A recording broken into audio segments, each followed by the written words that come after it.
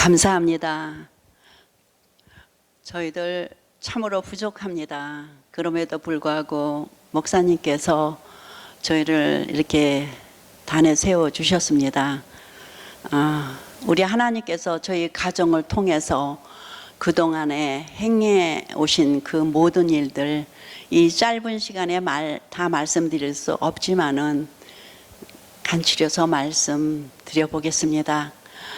히브리서 11장 1절을 보면 믿음은 바라는 것들의 실상이요 보지 못하는 것들의 증거라는 말씀이 있습니다. 저희들이 이렇게 신앙생활하는 과정 속에서 그저 형통한 일만 있는 것이 아니라 여러 가지 역경과 환난과 또는 병마와 싸울 때가 많이 있습니다.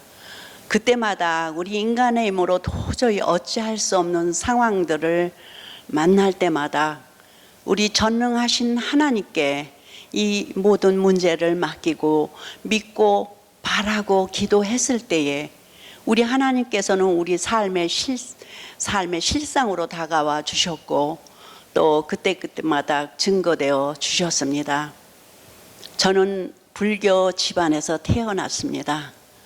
무당을 해마닥불로 구슬하는 그런 가정에서 자랐습니다.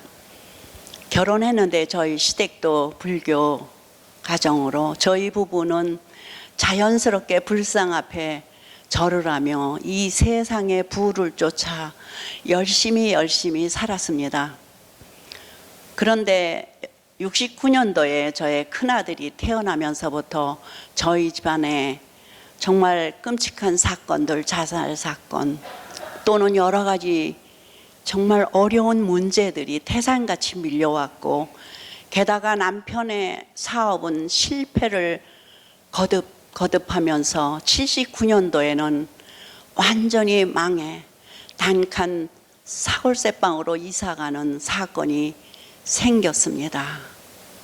저희는 정말로 그 비참한 환경 속에서 이 세상 살아야 할 의미를 찾지 못하고 죽어야겠다고 생각하며 두 아들과 함께 동반 자살을 생각했습니다. 그때 저희 마음속에 신의 존재에 대해서 생각하게 되었습니다.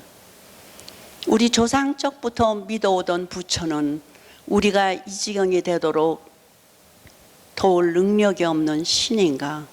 교회에 가면은 하나님이 계시다는데 그 하나님은 어떤 신일까 하는 이런 궁금증이 생기게 되어서 80년도 1월 첫 주에 저희 부부는 두 아들과 함께 동네 교회에 나갔습니다. 예배를 드린 후 남편은 그 교회에 화장실을 가게 되었는데 정말로 남자 화장실의 변기가 얼마나 누렇게 찌들고 냄새가 나는지, 아니 교인들이 이렇게 많은데 화장실 청소하는 사람이 없나, 내가 좀 닦아 주어야지 하는 마음이 들어 그날 저녁에 약국으로 가서 약품, 고무장갑, 수세미를 사놨다가 월요일날 새벽에 새벽기도 드리러 간 것이 아니라 그 교회 화장실 청소를 하러 간 것입니다. 한국의 1월달 새벽, 꽝꽝 얼어붙은 그 새벽, 아무리 약품을 뿌려도 잘 녹지를 않아 닦다 보면 새벽기도 짧아서 교인들이 우르르 나오시니까 들키고 싶지 않아 매일매일 조금 닷새 만에 끝나 이렇게 금요일 새벽에 어떤 집사님한테 그만 들키고 말았습니다. 그 집사님을 통해서 목사님이 아시게 되었고, 목사님께서는 불교 신자가 교회에 첫 발을 디뎌놓는 순간부터 남들이 가장 하기 싫어하는 이 더러운 화장실을 이처럼 깨끗이 닦아 놓다니 참으로 귀한 일이라고, 하나님의 뜻과 섭리는 어떤지 모르지만은 우리와 신앙생활 같이 잘해보자고 권하셔서 실업자인 남편은 밥만 먹으면 교회로 달려가 교회의 구석구석 굳은 일을 하면서 목사님 신방 가시면은 신방 가방 들어드리며 신앙생활을 시작하게 되었습니다.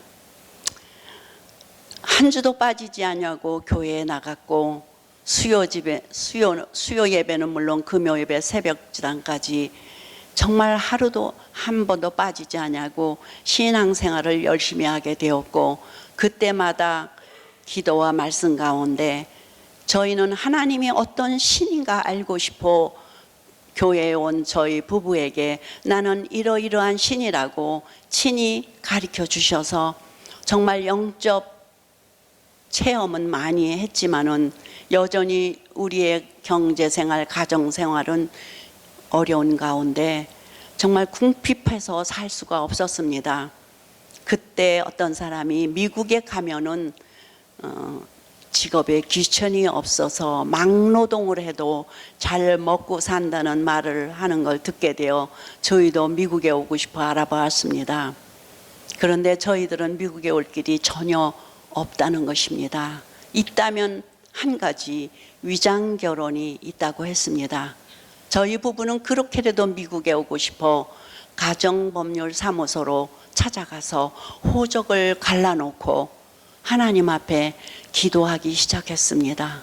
그런데 얼마 후에 깨달은 것은 우리 하나님은 그런 나쁜 방법인 불의한 방법으로 역사하시는 하나님이 아니심을 깨우쳐 주셔서 10개월 만에 호적을 다시 앞에 놓았습니다.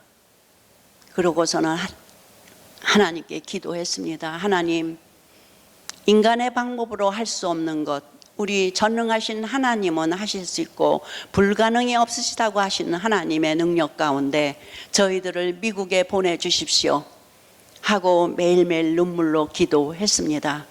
그런데 미국에는 어떤 분이 저희의 소식을 듣게 되고 저희들이 미국에 합법적으로 들어올 수 있는 유학생 케이스인 I-20 폼을 저희 집에 보내주셔서 그때가 81년도 12월 3일 남편은 그 서류를 들고 기도원에 올라갔습니다.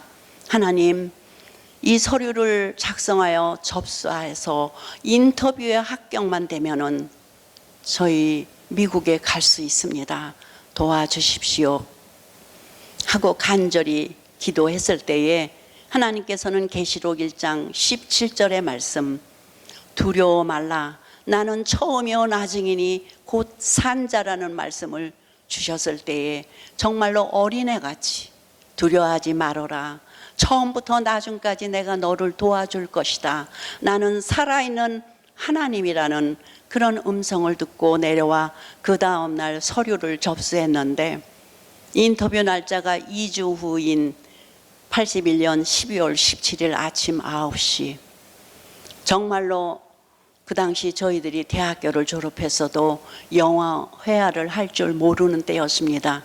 남편은 영어 학원에 달려가 의논했더니 토플 시험에 합격된 학생들이, 대학생들이 인터뷰 받아야 된 예상 문제집 100문제를 주면서 이것을 딸때알 암기하여 인터뷰에 임하라는 것이었습니다.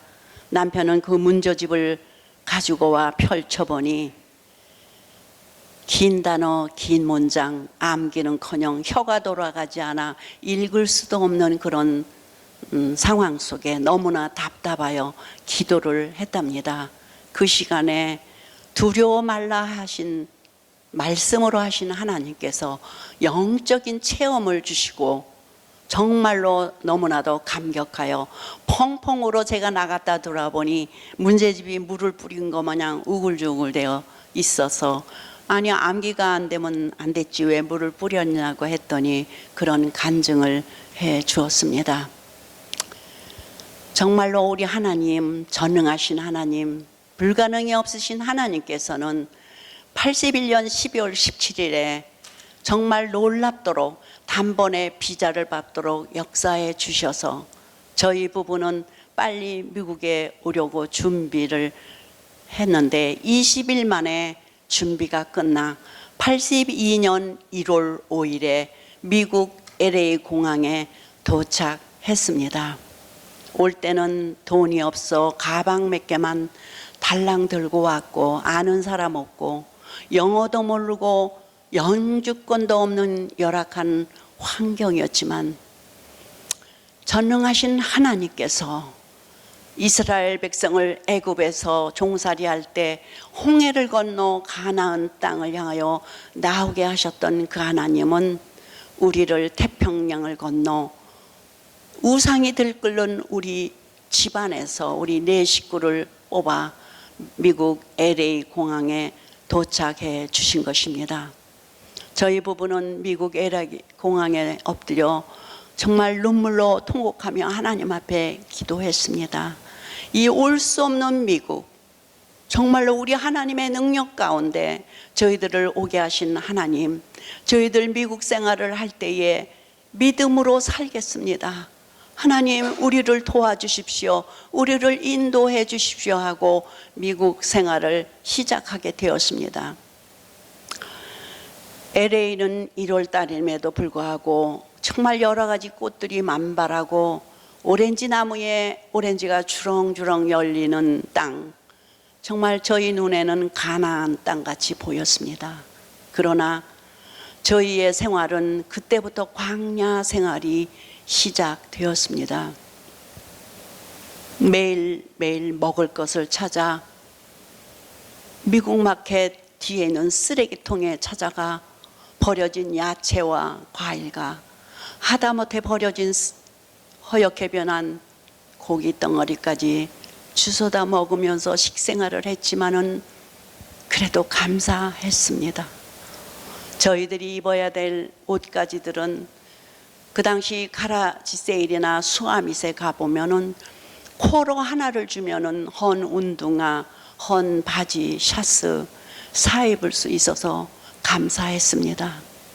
아이들은 학교만 갔다 오면은 공원으로 달려가 깡통을 줍고, 저희 부부는 어둑어둑해지면 아파트 단지 뒤에 질비한 쓰레기통을 누비며 깡통을 주워 모아 팔아서 저희가 2년 동안 다니던 한국 교회에 선교 헌금 보내며 정말 기쁘고 감사한 생활을 했습니다.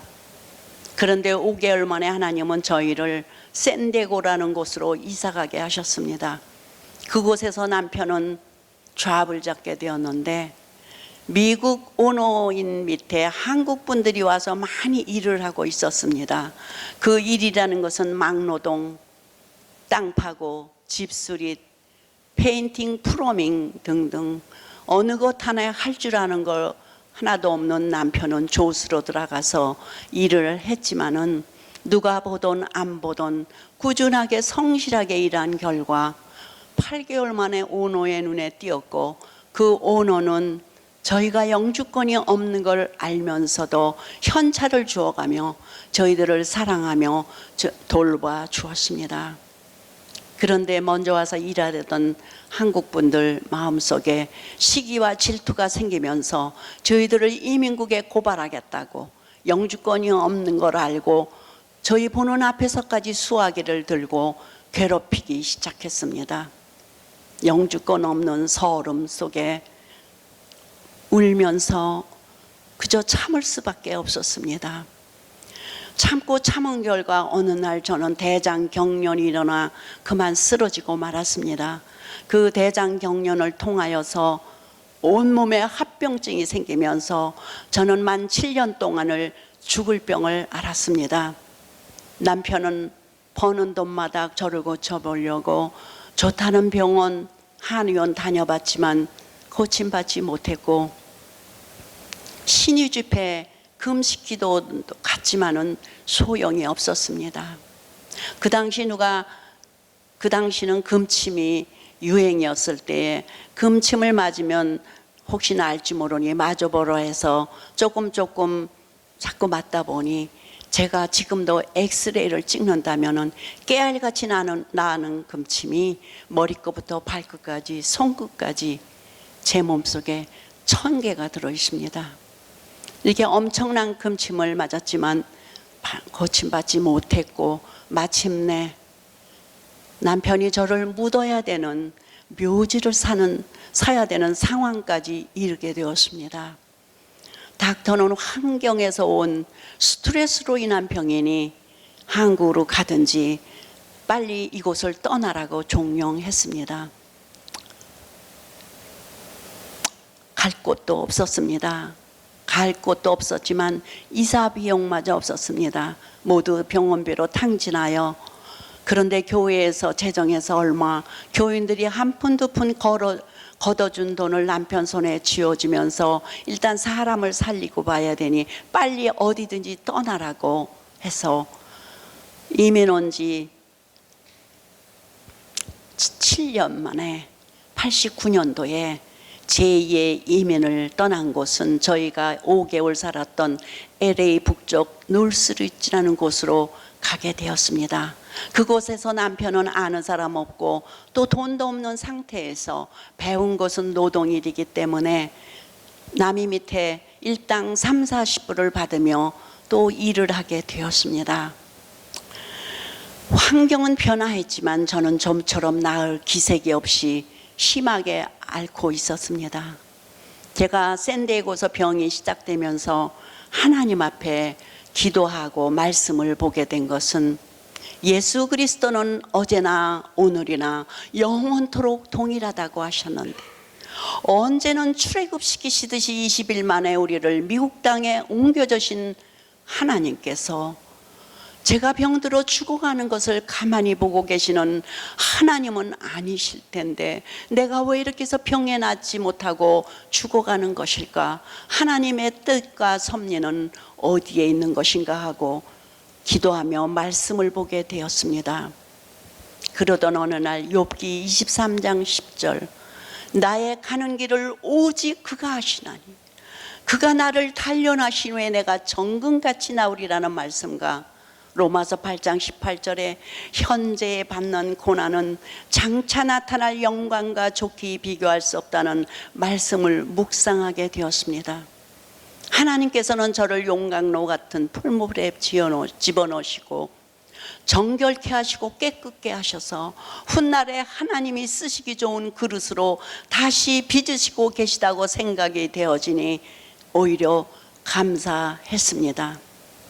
히브리서 12장에 보면 하나님께서는 사랑하는 자에게 징계의 채찍이 있다고 하셨습니다. 징계의 채찍이 없으면 사생자여 참 아들이 아니라고까지 하셨습니다. 하나님께서는 저를 하나님의 거룩함에 참여케 하시려고 연단하시고 단련하신다고 생각이 되어지니 정말로 감사해서 매일매일 말씀인 거울에 비춰 회개하기 시작했습니다. 어느 날 출애굽기 34장 7절을 읽을 때 저는 너무 놀랐습니다. 아비의 죄악을 자녀손 3, 4대집 가서 보응하신다는 두려운 말씀이었습니다. 저는 내 사랑하는 두 아들에게 부모가 지은 죄악을 물려주고 싶지 않다는 생각에 매일매일 말씀인 거울에 비춰 회개했습니다. 그러느라고 세월이 많이 흘렀는데 어느 날 새벽 하나님께서는 계시록 2장 에베소에 교회에 하신 말씀으로 제게 찾아오셨습니다. 너의 행위와 수고와 인내를 알고 네가 참고 견디고 게으르지 아니한 건 내가 안다. 그러나 내가 너에게 책망할 것이 있는데 너는 첫사랑을 버렸다. 어디서부터 떨어진 것인지 돌이켜서 회개하지 아니하면은 너의 촛대를 이 자리에서 옮기겠다고 책망하셨습니다.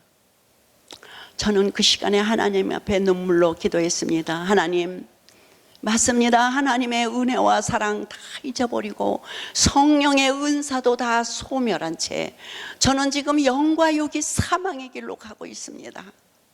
그러나 하나님 살려주십시오. 첫사랑을 잃어버렸다고 하는데 그 첫사랑을 어떻게 돌이키고 회개하는 것인지 알려주시고 촛대만 옮기지 말아 주십시오 하고 통곡하며 매달려 기도했습니다. 그런데 한 열흘 후에 다른 교회 목사님께서 똑같은 본문으로 설교하실 때에 저는 놀라운 사실을 발견하게 되었습니다. 우리 하나님께서는 저를 사랑하여 주셔서 독생자 예수 그리스도를 이 땅에 보내주시고 예수님께서 십자가에서 물과 피를 다 쏟으시며 흘리신 그 깨끗한 보혈로 제가 지은 모든 죄를 다 용서해 주시고 하나님의 자녀 되게 하신 사랑, 그 첫사랑을 저는 오래전에 이미 받아 하나님의 자녀가 되어 있었습니다. 그런데 그 시간에 하나님께서는 하나님의 자녀인 네가 그동안의 신앙생활을 어떻게 했는지 한번 보라며 영적으로 보여주셨습니다. 저는 7년 동안 죽을 병을 알아서도 한 주도 교회에 빠지지 않았습니다. 내가 언제 죽을지 모르니 나는 예배를 드려야 한다고 교회 맨 뒷좌석에 들어누워서 예배를 드리기도 수없이 했습니다. 조금만 덜 아픈 날이면은 나는 목소리는 좋지 못하지만 하나님께 찬양을 해야 된다고 성가대도 했고, 한 번이라도 나는 봉사를 해야 된다고 부엌에 가서 접시 닦으며 열심히 봉사했습니다. 하나님께서는 그것을 연상시키시며 그것은 너와 너의 의와 열심으로 한 행위였지, 내가 너를 구원해 준 구원의 감사와 감격은 까맣게 잊은 채 한 행위였다고 책망하셨습니다. 교회 안과 밖에는 저희들을 괴롭혔던 사람들이 있었습니다. 그 사람들을 생각만 해도 마음에 미움이 솟구쳤고 내가 저 사람들을 어떻게 용서할 수 있나 하는 것이 그득했지만은 예배 후에 그 사람을 마주쳤을 때는 저는 안 그런 척 얼굴에 가면을 쓰고 웃는 얼굴로 집사님 안녕하셨어요, 이렇게 외식적인 행동을 했던 저를 향하여 하나님께서는 너는 경건의 모양만 있었지 경건의 능력이 없는 자였느라고 책망하셨습니다. 하나님의 자녀들이 이렇게 신앙생활을 해야 하는 전반적인 행위, 예배, 찬양, 친교, 봉사, 헌금, 이 모든 행위는 나를 구원해 주신 십자가의 은혜, 그 하나님의 은혜를 생각하면서 해야 함을 그 시간에 깨우쳐 주시고 회개케 하셨습니다. 역대하 7장 14절에 보면 내 이름으로 일컫는 내 백성이 그 악한 길에서 떠나 스스로 겸비하여 기도하며 내 얼굴을 구하면은 내가 하늘에서 듣고 그 죄를 사하며 그 땅을 고칠지니라고 약속하셨습니다. 아무리 우리가 행위가 그럴듯해 보여도 하나님은 그 동기를 보셨고, 아무리 결과가 그럴듯해 보여도 최선을 다한 그 과정을 보시는 하나님이셨습니다. 정말 그 시간에 통곡하며 하나님 앞에 회개했을 때에 말씀에 의해서 저의 모든 죄악을 다 용서해 주시고 치료의 말씀을 주셨는데, 빌립보서 2장 9절부터 11절의 말씀입니다. 하나님께서는 예수를 지극히 높여 모든 이름 위에 뛰어난 이름을 주시고 하늘에 있는 자들, 땅에 있는 자들, 땅 아래에 있는 모든 자들의 무릎을 예수 이름 앞에 꿇게 하시고 모든 입으로 예수를 주라 시인하며 하나님 아버지께 영광 돌리게 하셨느니라고 하셨습니다.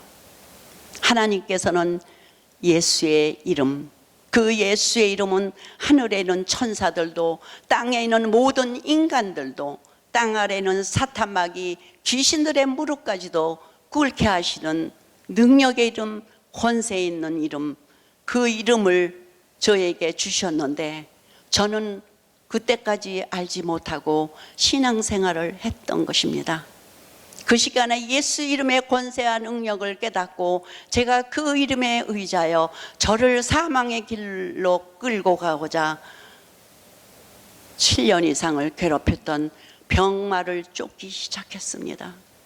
내가 나사렛 예수의 이름으로 명하노니 나를 괴롭히는 이 병마 합병증은 이 시간에 나를 놓고 떠나가라고 울부짖으며 가슴을 멍이 들도록 치면서 기도했을 때에 놀랍게도 여리고성이 우르르 무너진 같이 저를 그렇게도 괴롭혔던 병마가 저를 놓고 떠나간 때가 91년도 5월 달에 저는 여호와 라파의 하나님을 경험하고 완전히 치유받게 된 것입니다.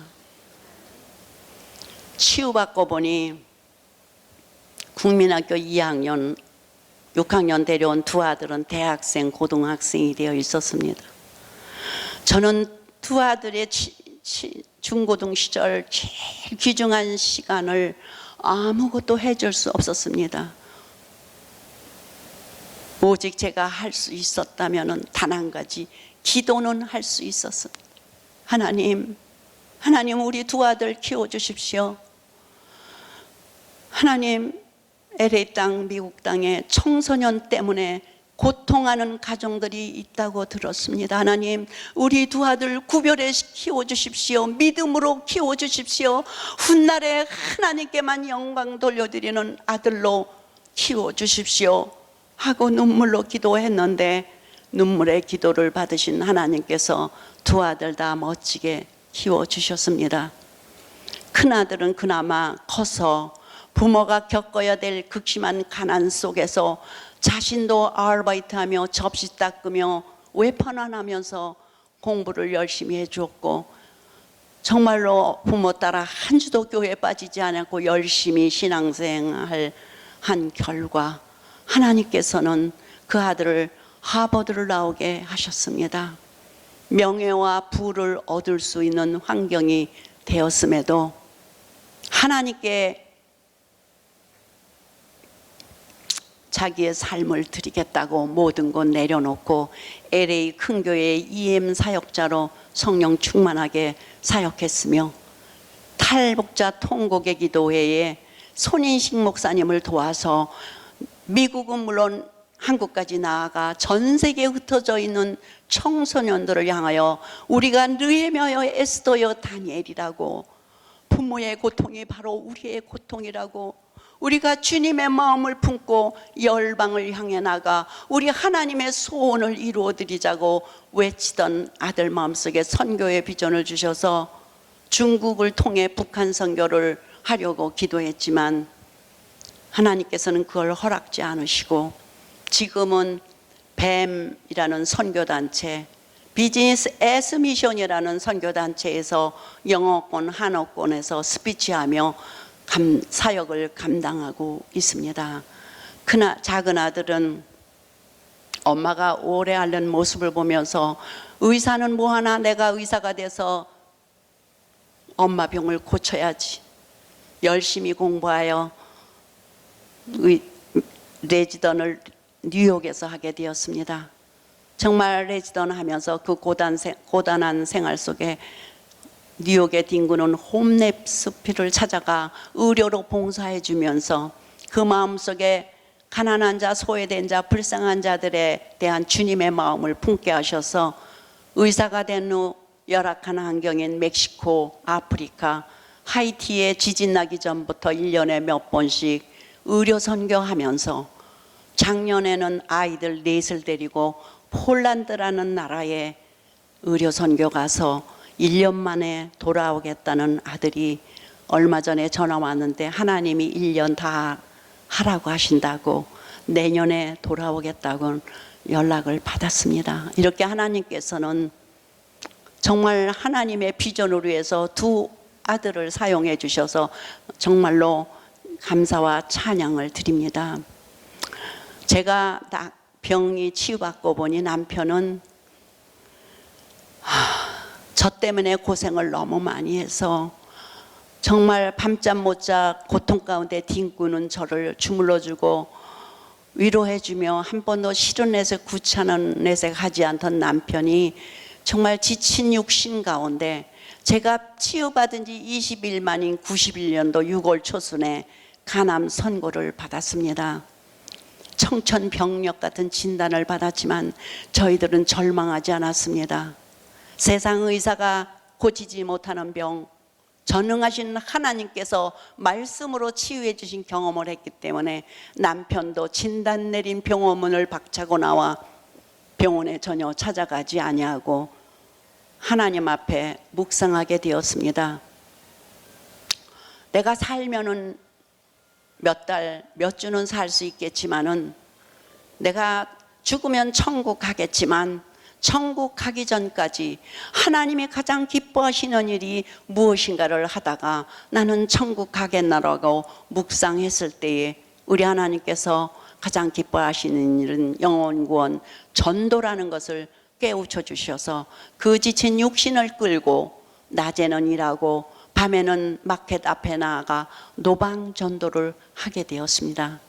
그때에 하나님께서는 그 심령에 기쁨이 섬세케 하셨고 성령 충만을 주심으로 말미암아 차차 육신을 지배할 능력을 주셔서 2년 만에 남편도 여호와 라파 하나님을 만나고 저희 부부는 하나님이 가장 기뻐하시는 일은 영혼구원 전도라는 것을 깨닫고 93년도에 저희가 다니던 나성 영락교회에서 전도 폭발 훈련을 받게 되면서 저희 부부는 전도자가 되었습니다. 삶의 우선순위와 가치관이 변했고 성격도 변하여 정말 어디 가서 누구를 만나든지 이 복음을 전하여 정말 하늘나라가 확장되는 일에 저희들을 사용해 주셨습니다. 저희들은 98년도까지 전도 생활을 열심히 했는데 하나님께서 그때 너희는 미국 LA 땅에서만 전도하지 말고 50개주를 향하여 나가라는 비전을 주셨습니다. 저희는 하나님 앞에 순종하여 기도하기 시작했습니다. 하나님, 50개주 한 번도 가본 땅이 없지만은 하나님께서 가라 하시니 순종하여 나아가겠습니다. 전도의 문을 열어주십시오 하고 기도하기 시작했는데 오히려 사단의 방해가 심하게 다가왔습니다.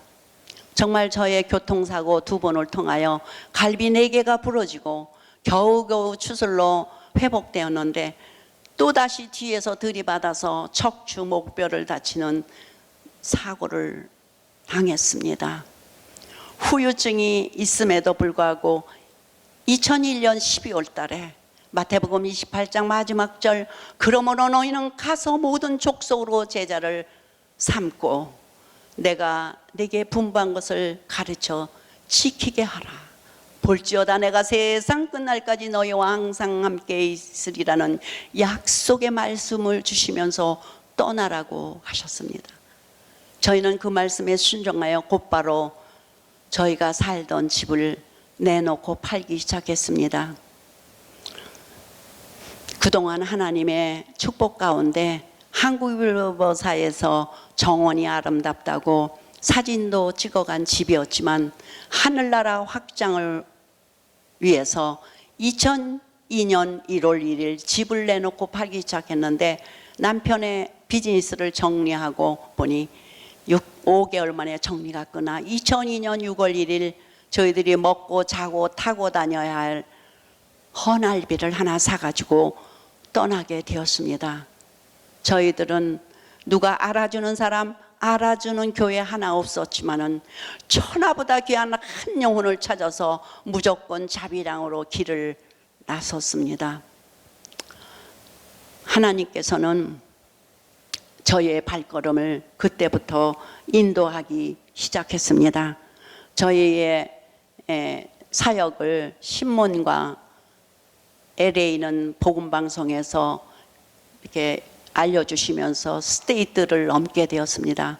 스테이트를 넘어가 보면은 그동안에 저희들을 위해서 중보 기도해 주신 중보 기도자들을 만나게 하시고 저희들이 사역하는 데 필요한 물질을 공급해 주는 사랑의 손길들을 만나게 하셨습니다. 저희들이 하나님의 일을 할 때에 하나님은 우리의 모든 것을 책임져 주시는 경험을 지금까지 하면서 지금까지 17년을 향해서 지금 대륙횡단 33번째 뉴욕을 향해 달려가고 있습니다. 그동안에 미국과 카나다에서 700교회가 넘는 교회에서 간증과 전도 강의를 하게 되었는데, 많은 교회들이 그 교회 프로그램만 열중한 모습이었지 하나님이 가장 기뻐하시는 영혼구원 전도에는 무관심한 안타까운 모습을 보게 되었습니다. 주님을 사랑하는 자, 다시 오실 예수님을 사랑하는 자는 전도합니다. 찬양에 주 예수 사랑하리라 나의 생명 다할 때까지 라고 목청껏 찬양은 부르지만 그 찬양의 가사대로 살지 않는 모습을 보게 됩니다. 마태복음 24장 14절에 이 천국 복음이 모든 민족에게 증거되기 위하여 온 세상에 전파되리니 그제야 끝이 오리라고 하셨습니다. 정말로 평신도들을 복음으로 무장시켜서 죽어가는 불쌍한 영혼들을 구원해야 할 절실한 이때입니다. 베드로전서 3장 15절에 보면 너희 속에 있는 소망에 관한 이유를 묻는 자들에게는 대답할 것을 항상 예비하되 온유와 두려움으로 하라고 명령하셨습니다. 내가 받은 구원의 축복을 내 이웃에 죽어가는 불쌍한 영혼들에게 전해야 할 의무와 책임을 느끼셔야 합니다. 저희가 첫 해는 LA에서 워싱턴 DC 지구촌 교회까지 대륙횡단을 1년 걸렸습니다. 정말 시행착오도 있었고 여러 가지 어려운 고난의 길을 걸었습니다. 그런데 지구촌 교회 김만풍 목사님께서 저희 부부를 국내 선교사로 임명해 주셨습니다. 저희는 그때부터 집사 신분이 아닌 선교사로 사역을 하게 되었습니다. 평신도 사역 때는 교회가 문턱이 높아 너무나도 어려운 점이 많았고 물질 때문에 굉장히 어려웠습니다.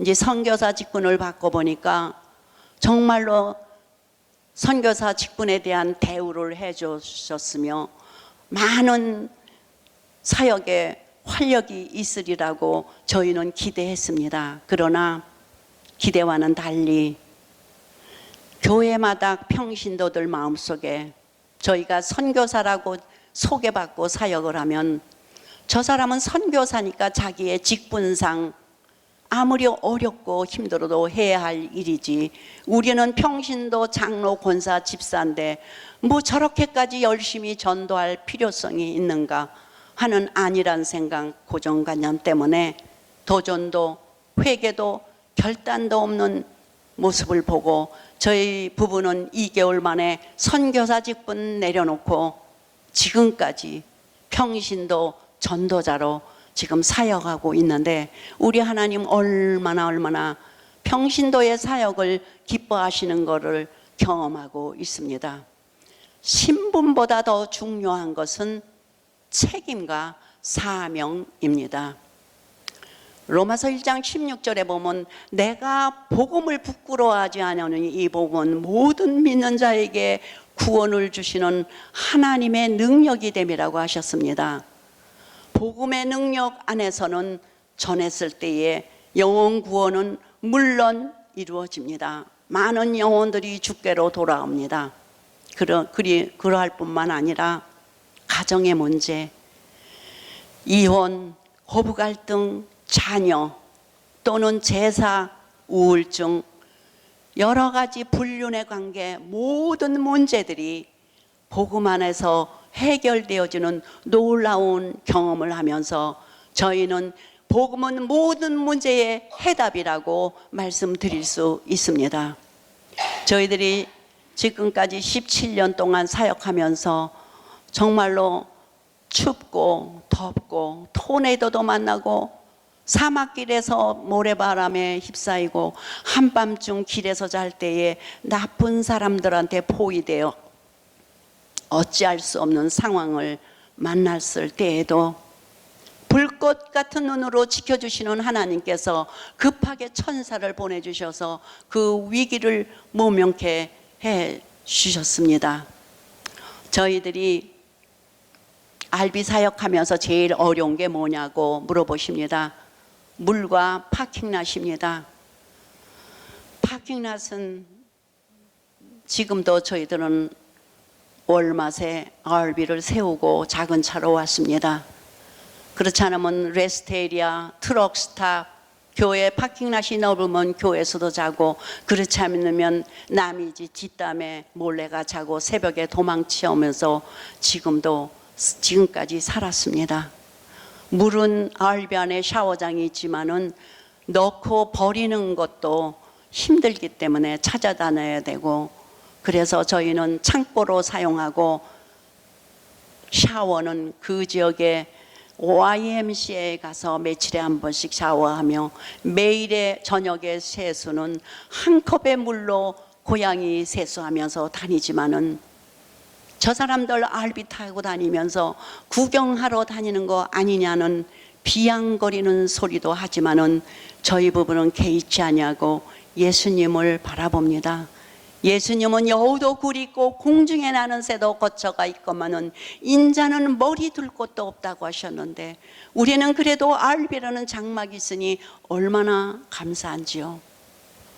저희가 59세 동갑으로 2002년도에 떠나 지금까지 연약한 육체, 정말로 이것저것 바울을 괴롭혔던 사단의 가시는 저희 부부를 이루 형용할 수 없이 육체적 고난을 주면서 저희가 고통 가운데 사역하지만, 그때마다 영적 전쟁을 치르면서 저희는 이 사역을 감당하고 있습니다.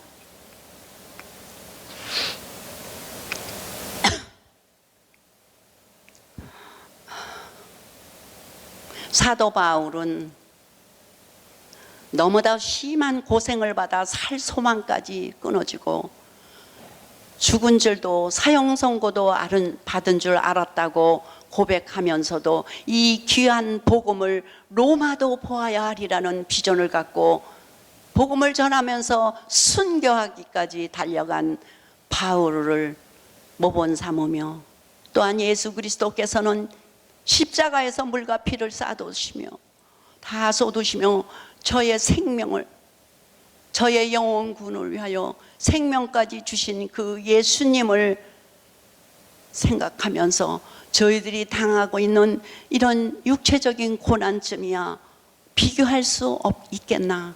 아무것도 아니라는 생각, 믿음의 주요 온전케 하신 예수님만 바라보며 이 사역을 감당할 때 저희 영혼의 기쁨과 감사, 행복함으로 사역을 감당하고 있습니다.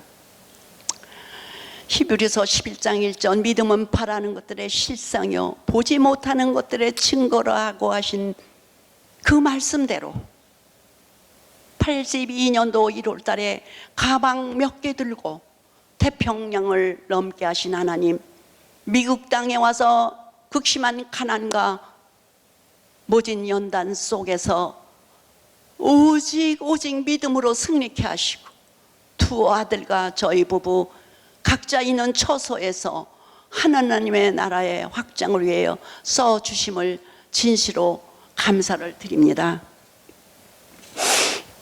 하나님의 관심은 전도하는 자에게 있습니다. 하나님은 전도하는 자를 사랑하십니다. 저희들이 처음에 헌알비 타고 나왔다고 했습니다. 몇 년을 쓰다 보니 망가져 더 이상 쓸 수 없을 때가 되었을 때에 정말 하나님께서는 메릴랜드 어느 교회에서 이렇게 집회를 한 후에 어떤 집사님께서 내가 못하는 것 당신이 하니 내가 있는 것 당신을 도와야 되겠다고 새 알비 15만 5천 불짜리를 선뜻 사 주셨습니다. 하나님께서는 정말 우리가 원하는 것을 주시기보다는 우리의 필요를 채워주시는 하나님을 경험합니다. 살아계신 하나님, 신실한 나에게 약속을 지켜주시는 하나님, 나의 목자가 되주셔서 내게 부족함이 없게 채워주시는 하나님, 나의 작은 신음에도 응답하시는 그 하나님을 찬양하면서 저희 부부 아굴라와 부르스길라와 같이 하나님의 동역자가 되어 오늘은 이곳 내일은 저곳 순례자의 길을 걸으면서 정말 이 귀한 복음을 전하면서 이 생명이 다하도록 호흡이 다할 때까지 오직 복음을 전하면서 하나님만을 영화롭게 하겠습니다. 감사합니다.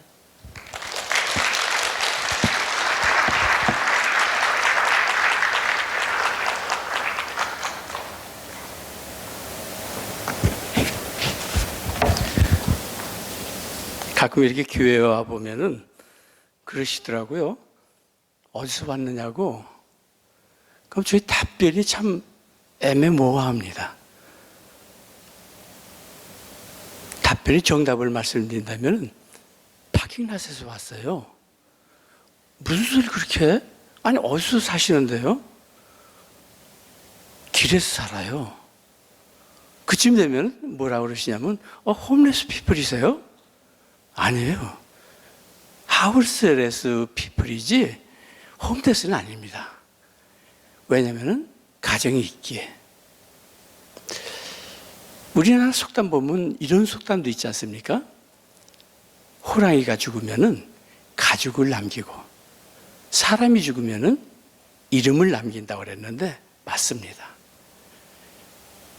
근데 한번 생각할 수 있는 것이 있다면은 우리 그리스도인이 죽어도 이름을 남겨야 되지 않는가?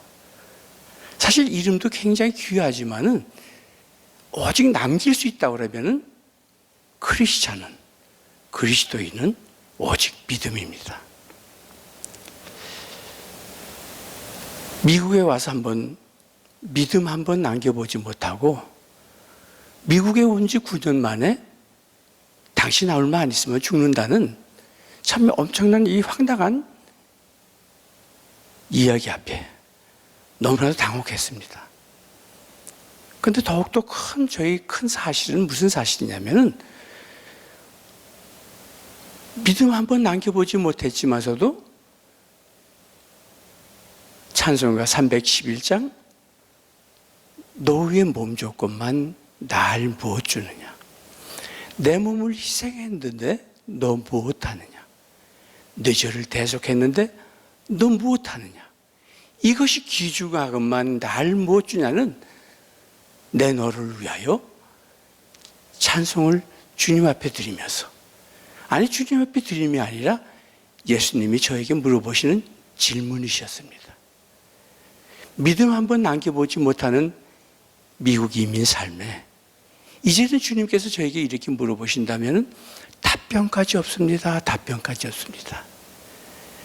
찬송을 드리다가 그냥 뚝 떨어졌어요. 의자에 앉질 못하고 그냥 바로 밑으로 내려와서 무릎 꿇기 시작하면서 엉엉 울었어요.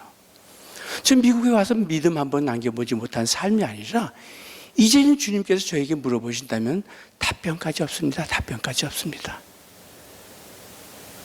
예배가 얼마만큼, 주님의 음성이 얼마만큼 적고 두렵고 떨리는지 도망가듯이 도망가며 매밤 버킷릿 적시면서 제시하기 시작했습니다. 그러던 어느 날 갑자기 저에게 기쁨이 찾아왔어요. 아니 그 기쁨은 내가 간암 선고를 받았지만은 아직도 몇 달, 몇 주, 며칠 살 수 있는 나의 생명이 있기에 얼마나 감사한지, 나의 병약한 몸이지만서도 아직도 나에게 주님이 무엇하다 왔느냐고 물어보실 적에 내 답변 만들 수 있는 그 날이 있기에, 그날 밤의 묵상은 과거를 보시는 하나님이 아니라 지금 내가 뭐 하느냐를 보시는 하나님이셨기에, 하나님, 우리 하나님께서 가장 기뻐하시는 일이 뭡니까? 아니 우리 하나님께서 뜻이 뭡니까? 우리 하나님의 소원이 뭡니까? 라고 주님 앞에 여쭤봤을 적에 역시 영혼 구원 전도였습니다. 뿐만 아니라 그날 밤에 저에게 더욱더 새 계명이 다가왔어요. 새 계명은 하나님 사랑, 우리가 아시듯이 이웃을 내 몸같이 사랑하라고 말씀하셨는데, 어려울 적에 아플 적에 사랑하시는 것도 귀한 사랑이시지만 그날 밤에 새 계명의 묵상은 그 영혼까지 사랑하는 것이, 이것이 사랑의 극치라면 이것도 영혼 구원 전도구나. 새 계명도 영혼 구원 전도라면 그 다음 날부터 전도하겠습니다며 전도해야 되는데, 와이프의 몸무게는 95파운드, 100파운드밖에 나가지 않는 아주 연약한 몸이었기에 제가 낮에 일하고 저녁에 전도하기 할 수밖에 없었던 저희 현실이었습니다. 오히려 제 3, 40을 일당 받아가면서 일하지 않으면 오히려 가정을 이끌지 못하였기에 집에 들어와서 밥 먹고 전도하기라 코리아타운 나가기 시작했습니다. 그 시간이 얼마만큼 아까웠는지 그 당시는 코리아타운에 큰 마켓이, 한국 LA 코리아타운에 큰 마켓이 3마켓밖에 없었어요. 거의 9시 반, 10시에 닫아요. 그러니까 저녁 먹고 나가면 한두 시간밖에 전도를 못하기 때문에 얼마만큼 시간이 아까운지, 밖에 나가서 일하고 들어오면 와이프가 저에게 국을 끓여줘요. 변명할 수는 없지만서도 내 입맛이 많이 변했는가 봐 하면서 물 좀 달라고 하면서 더운 국물에다가 그냥 쫙 부어버려요. 그래 조금이라도 빨리 먹고 나갈 수 있기에. 아마 그 모습을 하나님이 보셨는지 하나님께서 저의 육신을 차츰차츰 회복시켜 주시는 거니까. 하나님이 기뻐하시는 그 일을 감당하다 보니 내 영혼이 기쁨과 더불어 육신까지 회복하시는 하나님, 먼저 그 나를 의를 구하라 그리하면 이 모든 것 더하시는 그 하나님, 자기 목숨을 위하여 살고자 하는 자는 죽으며 나와 및 복음을 위하여 살고자 하는 자는, 죽고자 하는 자는 살이라는 말씀에 마태복음 10장 39절의 말씀이 저에게 적용시켜 주시면서 하루하루 회복시켜 주시며 2년 만에 완전히 회복시켜 주심을 다시 한번 경험하게 됐습니다. 실질적으로 제가 전번 주에 중북교회에서 그냥 혼자 노방전도를 했는데 여기 많은 분들 나오시더라고요. 그것도 봤어요. 근데 1991년도 제가 전도하기 시작을 했어요. 간암성을 받고 전도하기 많이 이렇게 노방 전도를 하기 시작을 했는데 제가 깨달은 게 하나가 있어요. 2년 후에 이건 아니다. 노방 전도 열심히 했는데 이건 아니다. 왜냐하면은 전도는 모양새는 갖추지만은 전도는 아니에요. 거의 다가 인도예요. 마켓 앞에서 우리 교회로 오십시오라는 우리 목사님 교회 프로그램, 아니면 한국 학교, 이 여러 가지를 말씀드리면서 교회로 인도지 전도는 아니라는 것을 2년 만에 깨달았어요. 사실 그분들이 저희가 인도를 하셔가지고 목사님 말씀으로 정말 회개하고 주님을 영접하고 가시다가 불의에 사고 있으면 천국 갈 수 있지만서도 교회 오셨다고 다 해서 천국 가시는 것이 아니었기에 인도와 전도는 판이하게 다른 것을 깨닫고 1993년도 2년 후에 전도한 2년 후에 전도 폭발 훈련을 받고 이제 완전히 전도자로 바뀌기 시작했습니다.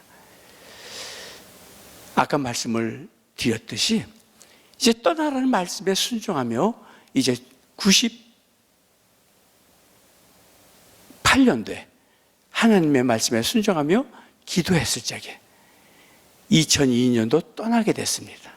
4년 동안 열심히 기도하며 이제 떠나게 됐는데 2002년도 떠나면서 우리의 경험과 우리의 사역은 그렇다고 말씀드리고 싶습니다.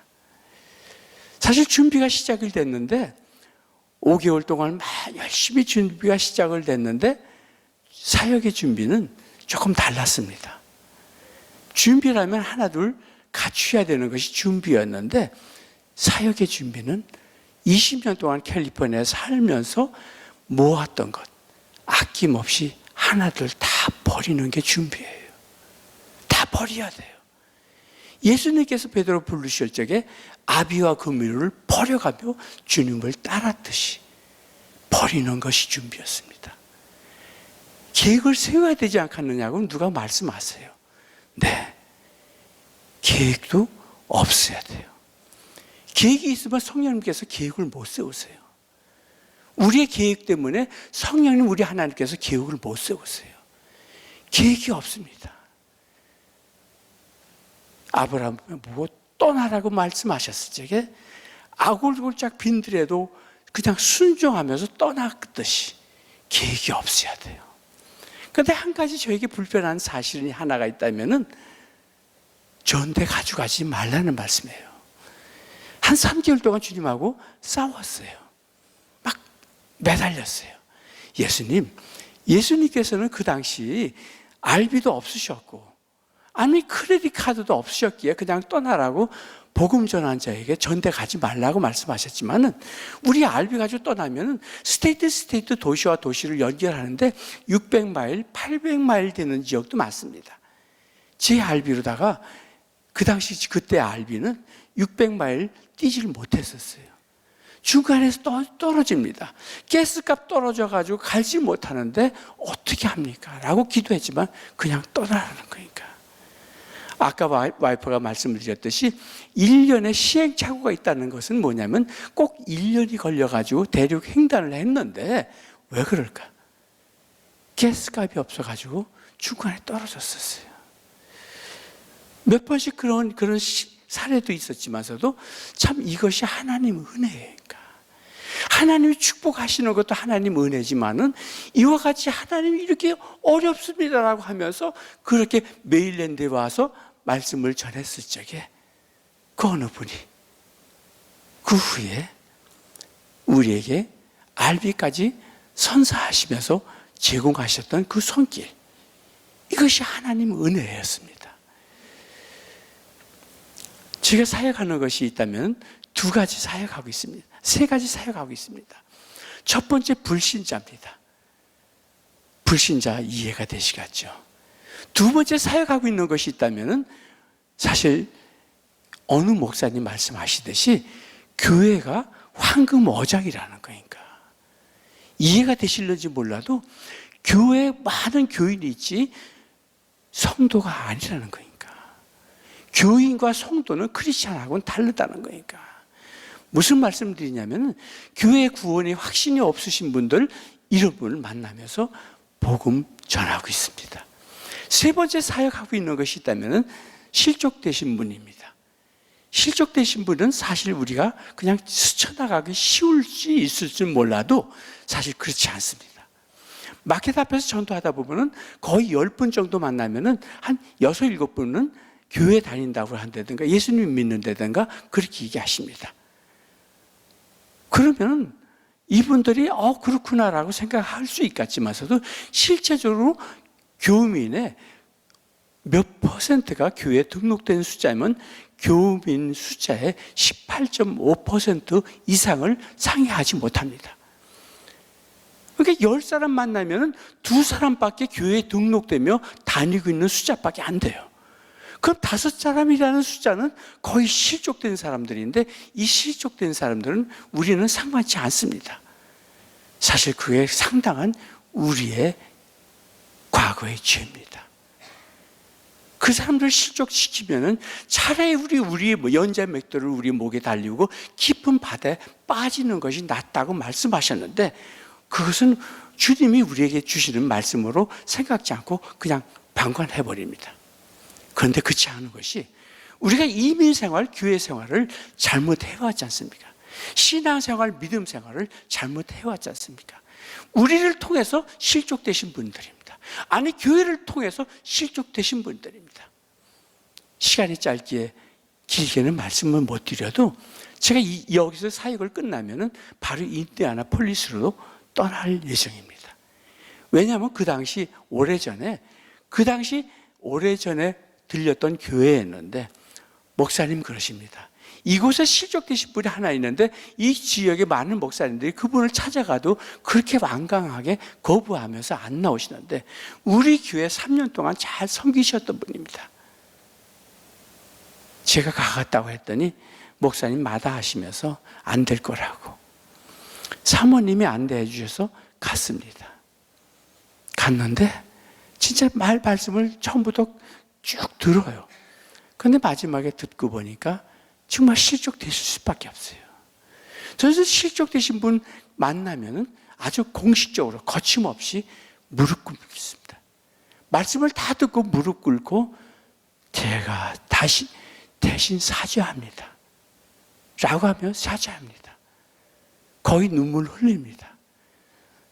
그분에게 사죄하면서 말씀을 드리고 다시 그분에게 교회 회복할 수 있는 복음을 말씀드렸습니다. 그분이 일주일에 교회에 나오셨어요. 이건 놀라운 일이라고 말씀하시면서 그분이 우리에게 찾아오셨어요. 안호주머니에서 봉투를 꺼냈어요. 박 집사, 당신이 나 같은 실족된 사람을 회복시키는 그 사역을 감당한다는데 이 물질 받아가라고. 아닙니다. 우리 하나님 앞에 먼저 감사 헌금을 드리셔야지 제가 이 헌금을 가로챌 수 없습니다. 라고 말씀드려도 그냥 완강하게 거부하시면서 가져가라고 말씀하십니다. 내용인즉은 나 같은 사람을 위해서 그날 밤에 그렇게 눈물 흘리면서 목이 메도록 그렇게 나한테 얘기를 했는데 당신이 우리 집에 오지 않았으면 내 아내, 두 아들, 딸들 아니면은 온 손자, 손녀까지 다 지옥 갈 수밖에 없는데 나 같은 사람을 위해서 다닌다는데 나 같은 이 늙은이 생각하고 물 사 먹으라고 50불 넣었어. 이 50불 가지고 이 늙은이 기억해줘. 소름이 오싹 끼어져요. 제가 받겠습니다. 지금도 그분 생각하면 전율이 사무쳐요. 다시 그분하고 찾아가길 위해서 인디애나폴리스 나가고 있습니다. 사실 우리 사역하면서 그렇게 순탄치는 않았어요. 혹시 아실런지 몰라도 저 서부장로교회가 있어요. 조현배 목사님 얼마 전에 사임하셨더라고요.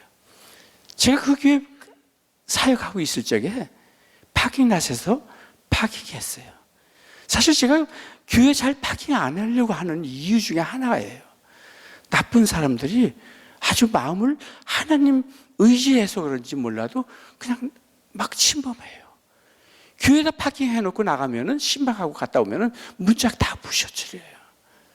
유리창 부셔요. 서부교회에서 파킹했는데 옆에 와서 총을 쏴요. 알비에 구멍이 뻥 뚫렸어요. 경찰차가 3대가 왔어요. 마침 그 총알이 유리창으로 들고 들어오지 않고 알비 벽을 뚫고 싱크대를 또 문짝을 뚫고 안으로 떨어졌기에 다행이지. 밖에 나가봤더니 총알의 구멍이 그렇게 클 수가 없어요. 목사님 나오셔가지고 총알 구멍에다 손을 대고 막 기도해 주세요. 그런데 문득 바울이 생각이 났어요.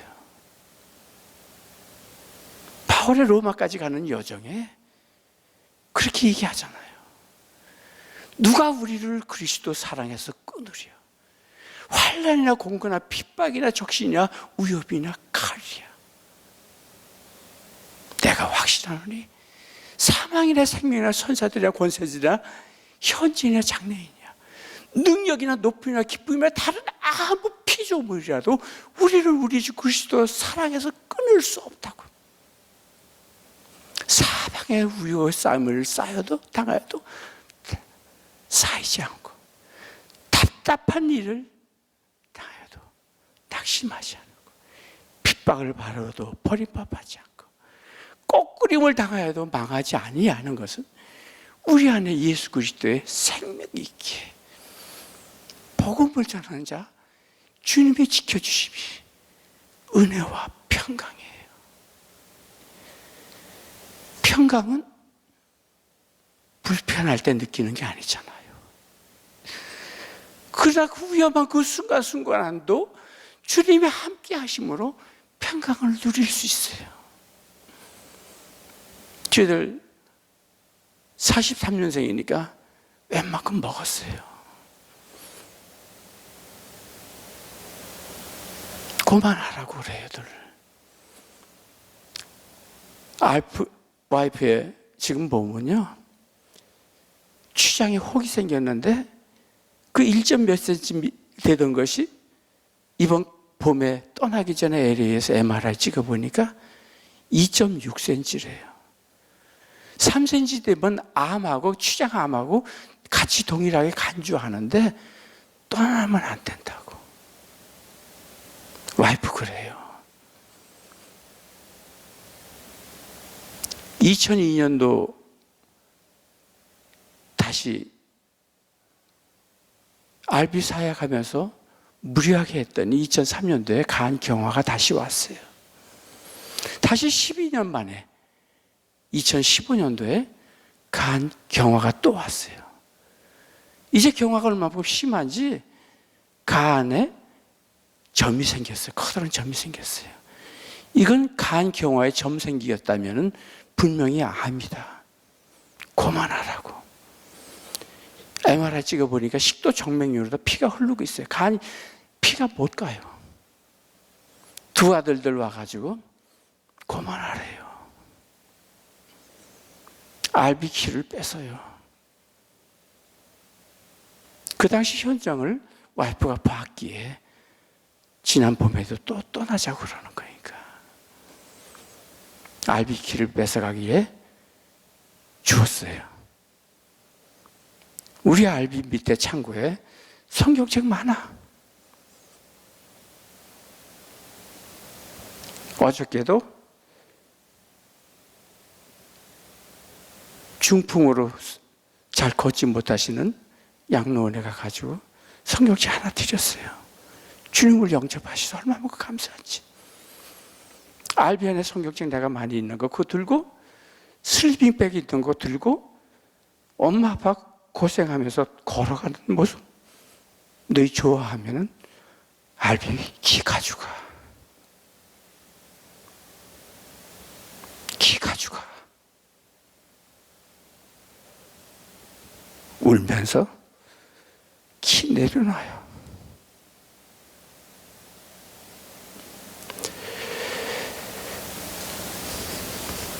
와이프가 저희 결단 보면서 또 가자는 거니까.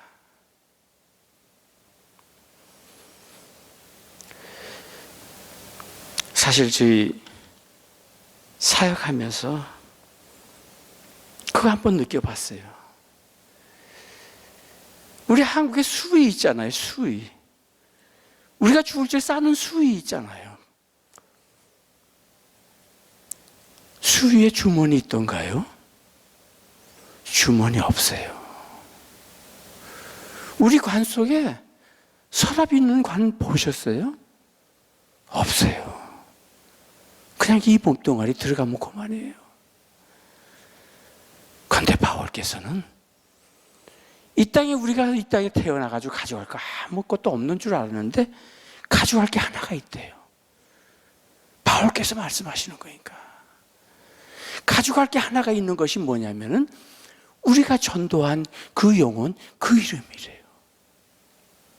내가 전도한 그 영혼, 그 이름은 가져갈 수 있대요.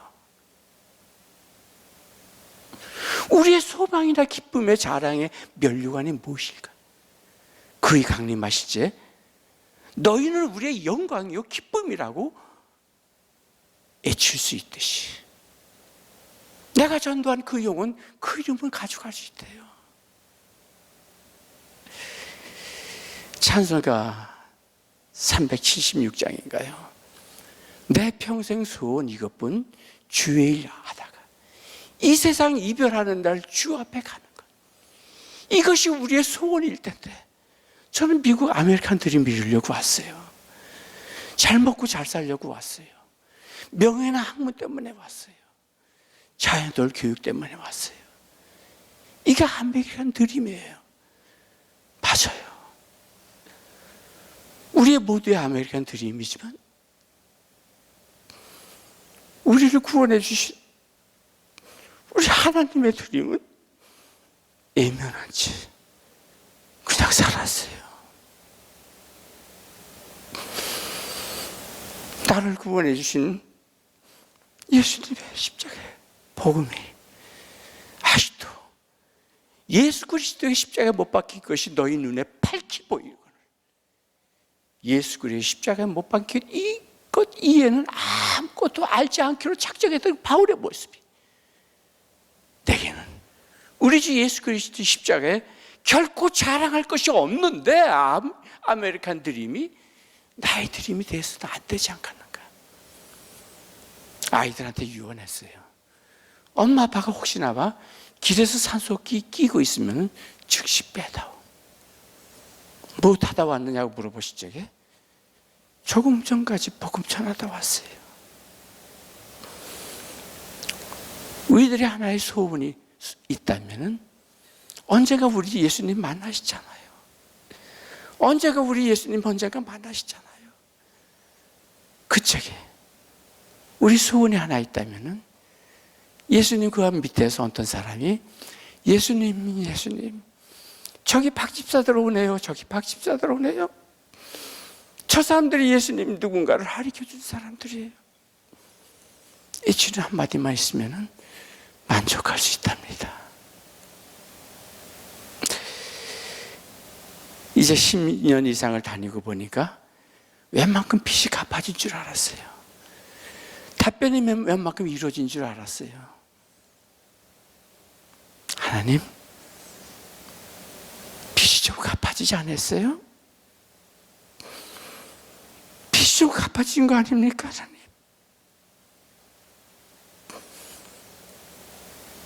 아니에요. 저는 빚 갚아질 줄 알았어요. 2년 전에 그 알비도 새 알비도 그냥 오클라호마에서 토네이도를 만나가지고 더 이상 쓸 수 없었어요.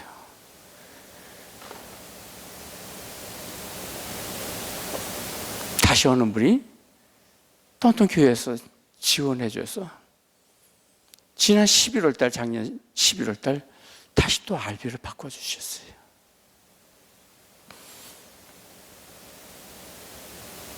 주님 앞에 빚진 자가 돼가지고 빚을 갚으려고 떠났는데 사랑의 빚 터졌어요. 사랑의 빚 터졌어요. 혹시 아시는지 몰라도 제가 이곳에서 허만준 장로님 매일같이 한두 번씩 기도한다고, 당신 위해서 기도한다고 하면서 식사를 3번씩이나 사주세요. 이번에 가는 곳마다 축복기도 빚지고, 3번째, 우리가 하나님 앞에 명령에 순종하면서 사역을 감당했더니 레갑 족속 연하답이 하나님의 명령에 순종했더니 그 하나님의 그 레갑 족속 자손이 하나님 앞에 서열이 끊길 자 없듯이 축복받았듯이 우리 두 아들들, 손자 손녀들이 다 잘 되고 있어요. 빚 갚으려고 떠나는데 빚 터졌다고 그만 사역하겠습니까? 빚 갚으려고 떠나는데 빚 터졌다고 사역을 그만해야 되겠습니까? 이것이 하나님의 크고 넓고 깊은 하나님의 사랑이시신데,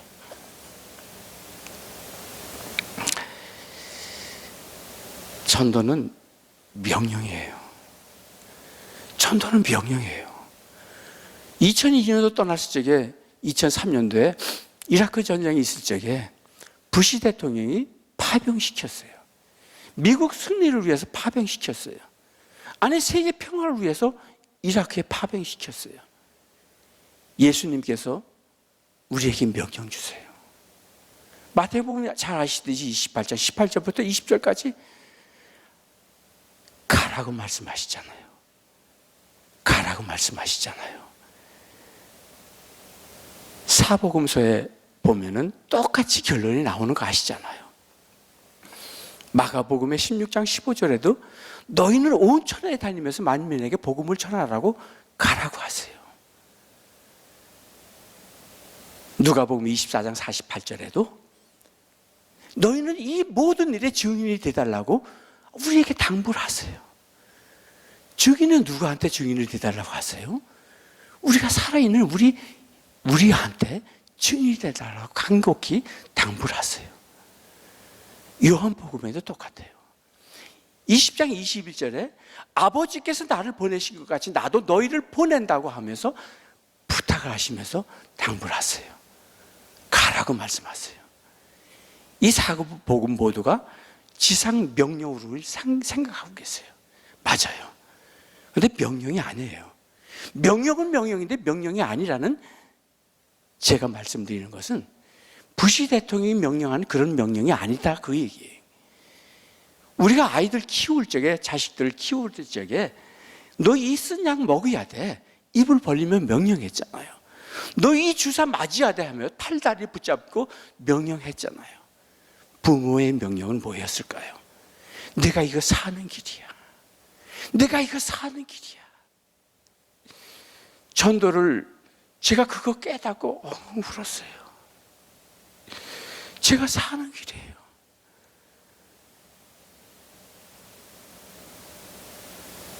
떠나지 않고 그냥 간암 선고 받고 그냥 전도 안 했으면 벌써 죽었어요. 2015년도 간경화에다가 간암까지 초기암이라고 진단받고 그냥 집에 있었으면, 사역 그만했으면 또 죽었어요. 죽으면 죽으리라 하면서 떠났더니 다시 힘 주시고 생명 주세요.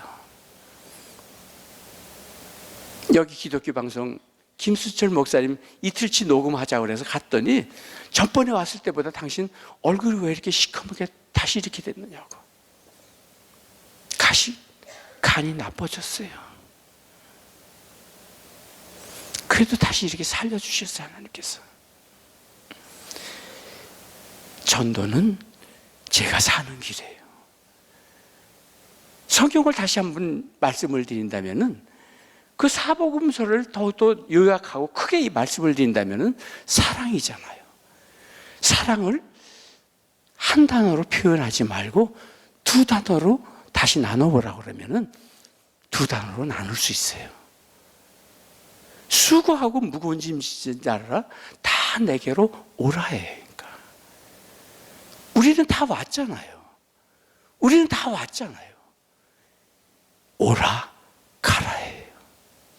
사복음서 말씀드렸듯이 이제는 가야 돼요. 한 영혼을 위하여 우리 나가야 돼요. 오라 가라밖에 없어요.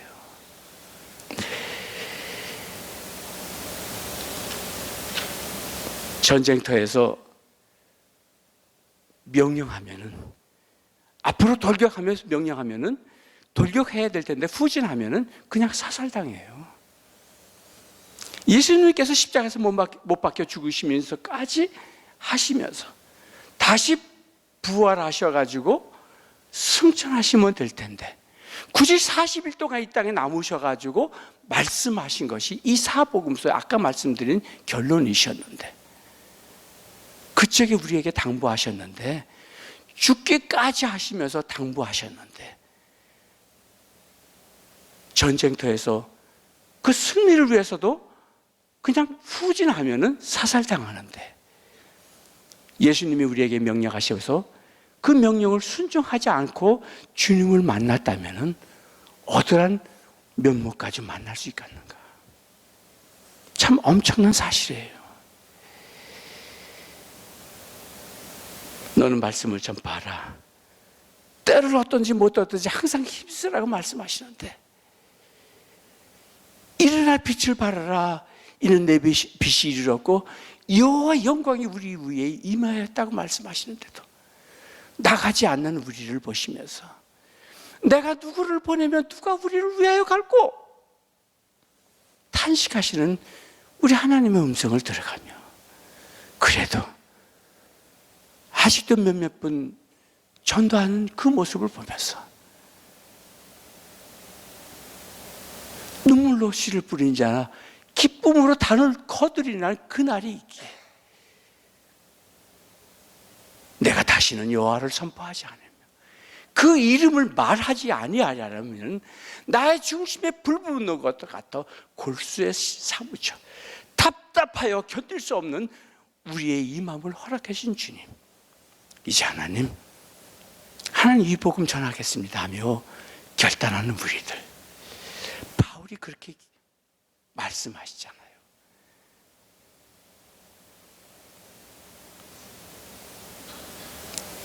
내가 예루살렘에 가는데 그곳에서 무슨 일 나를 만날지 알 수 없다고. 이제 예루살렘에 가는데 그곳에서 나에게 무슨 일을 만날지 나는 알 수 없다고. 오직 각성에서 성령께서 경고하십니다. 바울아, 바울아, 내가 예루살렘에 가면은 그곳에서 결박과 환난이 너를 기다린다라고 말씀하시나. 바울이 고백은 오늘 주신 말씀과 같이 이렇게 고백하십니다. 나의 달려갈 일과 주 예수께 받은 사명, 곧 하나님의 은혜의 복음 증거하는 일을 마치려 하면은 나의 생명을 조금도 귀한 것으로 여기지 아니하는 바울의 고백이, 우리가 귀한 것이라면 건강, 우리의 생명이잖아요. 그런데 바울께서 그렇게 말씀하시잖아요. 생명보다 더 귀한 것이 있는데 그것은 뭐냐면 복음 전하는 일이래요. 그 복음 전하는 일이 뭐냐면 우리의 사명이래요. 그리스도인 성도는 모두가 사명받은 자예요. 우리의 열매는 영원하는, 구원하는 전도의 열매를 맺어야 되고, 우리의 존재 목적은 저가 모든 사람을 대신하여 죽으심은 산 자들로 하여금 다시는 저희 자신을 위하여 살지 않고 오직 저희를 대신하여 죽었다 다시 사신 자 예수 그리스도를 위하여 살게 하시려 하심이라는 존재 목적이 있듯이 오늘 더불어 말씀 주시는 것이 사명입니다. 다시 한번 말씀드린다면 나의 달려갈 길과 주 예수께 받은 사명, 곧 하나님의 은혜 복음 증거하는 일을 마치려 하면은 나의 생명을 조금도 귀한 것으로 여기지 않으려는 바울의 고백이 어찌 바울께서만 고백이 될 수 있겠습니까? 예수 그리스도의 십자가의 복음이 이제 우리에 함께하기에 이제 하나님 다시 한번 이 지역에서 사명 감당하고요, 다시 인디아나 폴리스로 떠나면서 이 사명 감당하겠습니다. 오늘 이 저녁에 저와 여러분이 같이 고백하기를 소원하여, 하나님, 저희들 목소리가 좋아서 하나님 앞에 잘해서 드림이 아니라 다시 한번 이 강단에 세워주실 적에 하나님, 저희들 변질되기를 원치 않습니다. 처음 마음 먹었던 것 그대로 이 생명 다하는 날까지 주 앞에 이 사명 감당하겠습니다 하는 결단의 고백의 찬양과 더불어 찬양을 드리면서 모두 마치겠습니다.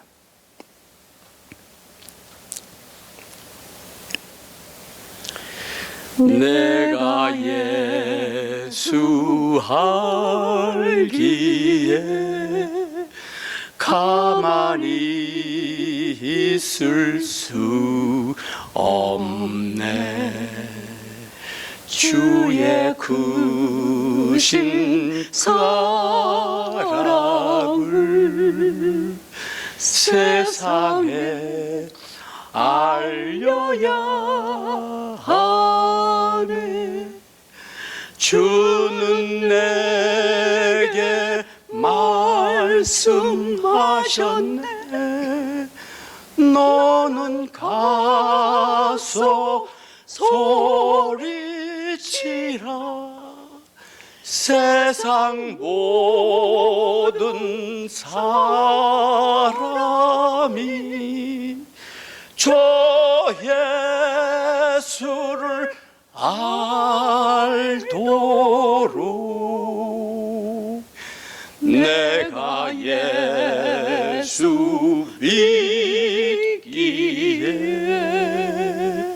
가만히 있을 수 없네. 주의 크신 큰 뜻을